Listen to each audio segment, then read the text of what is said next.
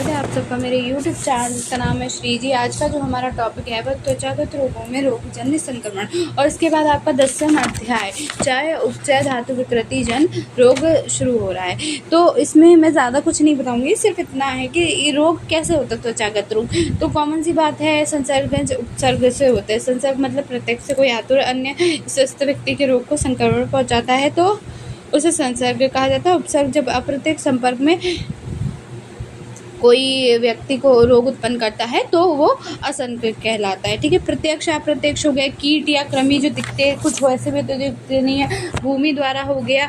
ठीक है, प्रसार कैसे ये हो जाते हैं तो इन्फेक्शंस हो सकता है, इंजेक्शंस होता है एयर के जरिए, ड्रॉपलेट इन्फेक्शन डस्ट पार्टिकल्स के लिए। ठीक है, पाचन संस्थान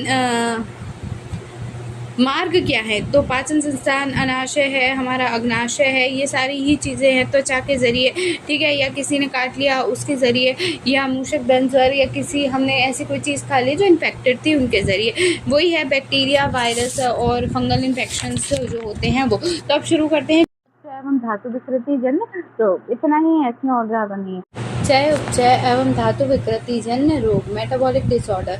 जब आयुर्वेदिक चिकित्सा विज्ञान में अग्नि व्यापार का महत्वपूर्ण स्थान है और अग्नि को प्राण की संज्ञा दी गई है। आयु, बल, वर्ण, उत्साह, स्वास्थ्य, शरीर का उपचय, अपचय, प्रभाव, ओज, इन सभी का मूल अग्नि है। क्षय उपचय मेटाबॉलिक को धातुगत कहा गया। शरीर का ग्रहण किए गए चतुर्विध आहार द्रव्यों का जठर अग्नि द्वारा पाचन एवं शोषण, उनके पश्चात धातुओं में कोषों के द्वारा उपभोग करने अपने अपने नियत कर्मों का संपादक एवं बलों की उत्पत्ति। आयुर्वेदिक शास्त्र में संपूर्ण क्रिया श्रृंखला को धातु कहा जाता है। शरीर में ज्ञानेन्द्रिय, कर्म इंद्रिय तथा हृदय, मस्तिष्क, रक्त आदि कोष्ठांगों की स्वाभाविक क्रिया सदैव अनुरक्त रूप से चलती है। इन क्रियाओं को संपादित करने के लिए ऊर्जा की आवश्यकता होता है। यह ऊर्जा दोष धातु मलो विशेषतः शारीरिक धातु होती है। धातुओं में विशिष्ट रसायन बायोकेमिकल प्रक्रिया अनवरतल चलती रहती है, जिसके ऊर्जा उत्पन्न होने से इस प्रक्रिया को धातुओं का विनाश कहते हैं। धातु विनाश की प्रक्रिया का अपचय कैटाबॉलिज्म कहा जाता है। इस प्रकार शरीर को ऊर्जा को उत्पन्न करने के लिए धातु का निरंतर क्षय अपचय होता रहता है।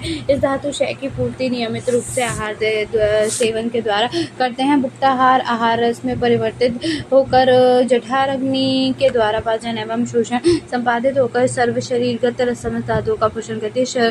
शरीर पोषण की प्रक्रिया को उपचय या क्षय कहा जाता है। इस उपचय व क्षय की प्रक्रिया को संयुक्त रूप से धातु पाक या उपचय प्रक्रिया कहा जाता है। स्वस्थ मनुष्य के शरीर में जब तक अग्नि व्यापार सामान्य रूप से चलता रहता है तब तक क्षय उपचय संबंधी प्रक्रिया सुचारू रूप से चलती है और मनुष्य पूर्ण रूप से स्वस्थ रहता है। किंतु किन्हीं कारणों से अथवा विशिष्ट प्रक्रियाओं के उपचय एवं अपचय की प्रक्रिया को विषमता उत्पन्न हो जाती है। जब तब विभिन्न उपचय विकृति जन विभिन्न व्याधियां शरीर में उत्पन्न हो सकते हैं। समूढ़ उपचय प्रक्रिया का ग्रहण काय शब्द से किया जाता है। काय चिकित्सा में इन सभी रोगों का अंतर्भाव हो जाता है जो इस क्षय प्रकृति की विकृति से उत्पन्न होता है अथवा जिन रोगों में क्षय संबंधी विकृति को पाया जाता है। क्षय संबंधी प्रक्रियाओं के समय कार्य मनुष्य शरीर में करने के लिए कायनी को उत्तरदायी माना गया है। भुक्ताहार द्रव्य शारीरिक धातुओं द्वारा ग्राही तथा क्षय प्रक्रिया उपयोगी तभी बनते हैं जबकि जठराग्नि के द्वारा होने पाचन एवं शोषण के बनाए धातु पाक क्षय वेद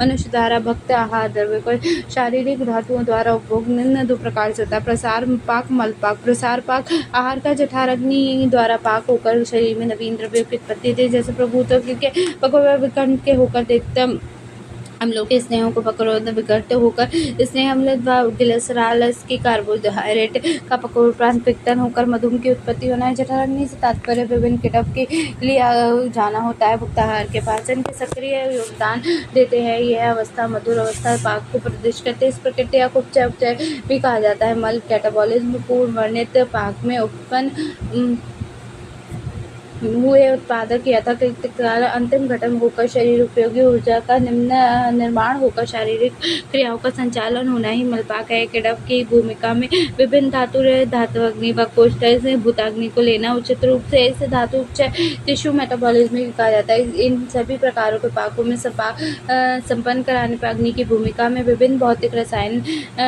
शामिल होते हैं। साइकोफिजियोलॉजी बायोफिजिकल और बायोकेमिकल प्रक्रिया आवश्यक होती है। अतः मानव शरीर में अग्नि व्यापार के लिए दो प्रकार के ग्रहण किया जाता है। क्या? इंटेस्टिनल हेपेटिक मेटाबॉलिज्म और tissue and cellular metabolism. Cellular Ayurvedic में मेटाबॉलिक डिसऑर्डर देखो, आयुर्वेदिक में सिद्धांत रोग सर्वव्यापी मंदाग्नि के आधार पर मनुष्य में सभी रोग मंदाग्नि द्वारा चाहे जन्य प्रकृति की परिणाम स्वरूप की उत्पत्ति होती। शरीर के विभिन्न अग्नियों के क्षति या वृद्धि होने पर चाहे शारीरिक चाहे उपचाधन्य प्रकृतियों का अभाव होता है। अग्नि के मंद होने पर आहार के अंतिम उत्पाद न बनकर विभिन्न मध्याग्नि आहार के अंतिम उत्पाद न बनकर विभिन्न मध्याग्नि उत्पादक जैसे प्रोटीन के अपूर्ण पाक से यूरोप एसिड, स्नेह से अपूर्ण पाक से लैक्टिक एसिड, कार्बोहाइड्रेट के अपूर्ण पाक से कीटोन बॉडीज आदि बनकर आम दोष के रूप में शरीर में विभिन्न रोग उत्पन्न करते हैं, जैसे वात, रक्त, मधुमेह, गृहिणी, आमवात, स्थौल्य, धमनी प्रति क्षय आदि। अग्नि के वृद्धि होने पर आहार के अंतिम उत्पादक मात्रा में कम बनकर वह क्षय को प्राप्त होकर भस्मक रोग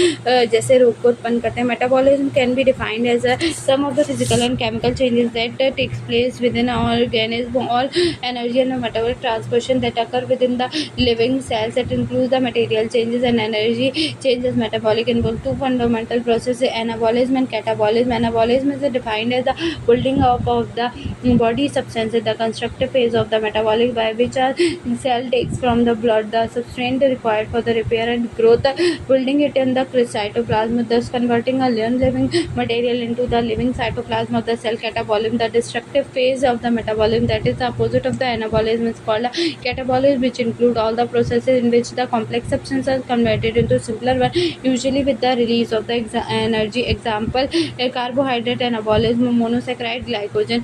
उसके बाद मोनोसेक्राइड जो कैटाबॉलिज्म ऑक्सीडेशन होगा CO2 plus H2O plus energy में कन्वर्ट हो जाएगा। प्रोटीन का एनाबॉलिज्म होगा तो अमीनो एसिड, और बाद में कैटाबॉलिज्म ऑक्सीडेशन होके ये यूरिया और एनर्जी में बन जाएगा। फैट का अगर होगा एनाबॉलिज्म तो फैटी एसिड और ग्लिसरॉयल में स्टोरेज होगा ऑक्सीडेशन, वही CO2 प्लस H2O और एनर्जी में कन्वर्ट हो जाएगा। ठीक है, नेक्स्ट देखो तो आहार ग्रहण किया, पाचन हुआ, डाइजेशन, फूड इंजेक्शन या डाइजेशन हुआ तो क्या होगा, एक बेसिक न्यूट्रिशन होगा, एक एक्सक्रीशन हो जाएगा।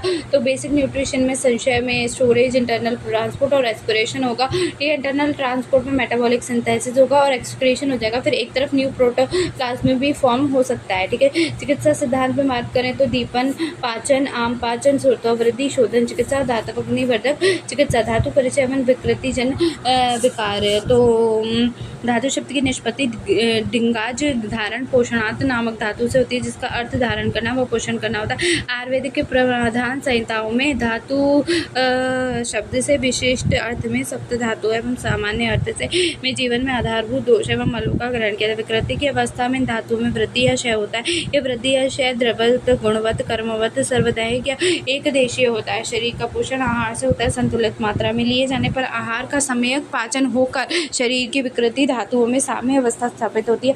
असंतुलित मात्रा में लिया गया आहार शारीरिक धातुओं में विषमता उत्पन्न करता है। व्याधि प्रकरण में अनुगत 99% रोगों में प्राह दोष वृद्धि या धातु क्षय से ही मिलता है। अपवाद स्वरूप अति स्थौल्य, रक्तपित्त, कुष्ठ, प्रमेह आदि रोगों में धातु वृद्धि एवं अग्निमांद्य अवस्था में दोष क्षय की स्थिति देखने के लिए मिलती है। अतः सप्तधातु विकृति जन मुख्यतः व्याधि निम्नानुसार होता है। सप्तधातु विकृति जन प्रमुख रस धातु में ज्वर, पांडु, क्लैब्य, पालित आदि। रक्त धातु में कुष्ठ, विसर्प, कामला, रक्तपित्त, वात, रक्त आदि। मांस धातु में अबुर्द, गलगंड, गंडमाला आदि। मेद धातु में प्रमेह, अतिस्थौल्य, धमनी प्रचय आदि।